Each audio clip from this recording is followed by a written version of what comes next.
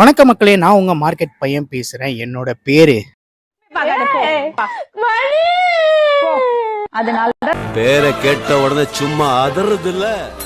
என்னடா பில்டப் கொஞ்சம் ஓவர் ஆகுது அப்படின்லாம் யோசிக்காதீங்க மக்களே. எல்லாம் ஜஸ்ட் ஒரு ஃபன்னுக்காக தான் மக்களே. மார்க்கெட்டை நம்மளால ப்ரெடிக்டே பண்ண முடியல மக்களே. போன வாரம் வரைக்கும் டவுனில் போயிருந்த மார்க்கெட்டு இந்த வாரம் வந்து விலை பயங்கரமாக ஏறி இருக்கு. தக்காளி ரேட்டெல்லாம் கண்ணாமண்ணான்னு ஏறிக்கிட்டு இருக்கு.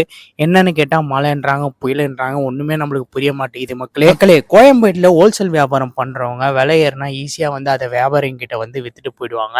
ஆனால் வியாபாரிங்க நாங்கள் அதை மக்கள்கிட்ட கொண்டு போய் சேர்க்கறது அப்படின்றது ரொம்பவே டஃப்பான விஷயம். ஏன்னா போன வாரம் வரைக்கும் 25 ரூபா வித்துட்டு இருந்த தக்காளி திடீர்னு 40 ரூபா அப்படி ஏறினா 15 ரூபா வந்து கிலோவுக்கு ஏறுது.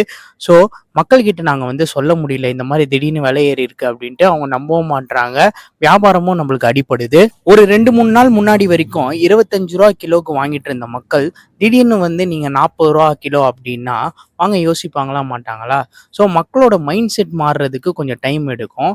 ஸோ அந்த டைமும் வந்து நம்ம கொடுக்கணும். திடீர்னு இப்படி விளையாடுனா என்ன பண்றதுனே ஒன்றும் புரியல.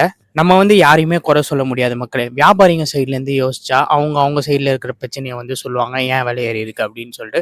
மக்கள் பக்கத்துலேருந்து யோசிச்சா திடீர்னு வந்து இவ்வளோ விலை ஏறிடுச்சு அப்படின்னு சொல்லிட்டு அவங்களும் ஃபீல் பண்ண தான் செய்வாங்க. இவங்க 2 பேருக்கும் நடுவில் மாட்டிட்டு முழிக்கிறது என்னவோ எங்களை மாதிரி வியாபாரிங்க தான் ரொம்ப பாவம் மக்களே. இந்த மாதிரி இன்ட்ரெஸ்டிங்கான வீடியோஸ்லாம் உங்களை வந்து சேரணும்னா நம்ம சேனலை வந்து லைக் பண்ணுங்கள், சப்ஸ்கிரைப் பண்ணிக்கோங்க. அதே மாதிரி இந்த வீடியோ உங்கள் ஃப்ரெண்ட்ஸ் அண்ட் ஃபேமிலிக்கு ஷேர் பண்ணுங்கள். தேங்க்யூ. Stay tune.